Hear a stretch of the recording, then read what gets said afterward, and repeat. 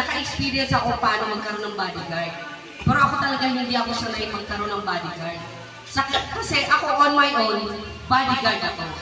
Kaya nung tumakbo ako ng politiko, kailangan talaga may bodyguard. Tinatakasan ko. Hindi ko feel ang magkaroon ng bodyguard. Pasensya na kayo Pero yun talaga yun. Kasi ako bodyguard din ako. So anyway, sana gumanda yung aking meron akong bagong negosyo. Kaya yung mga nakaraan, medyo hindi ako masyadong visible. Meron tayong mining sa Surigao. Sana maging okay yun. Kung magtuloy-tuloy ang flow nun, baka isa sa inyo, makuha ko yung PE doon sa Surigao. Alright?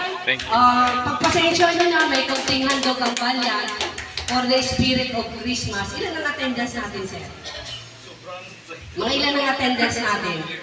Para kumpleto yung ipamimigay natin. Dapat walang uuwi na walang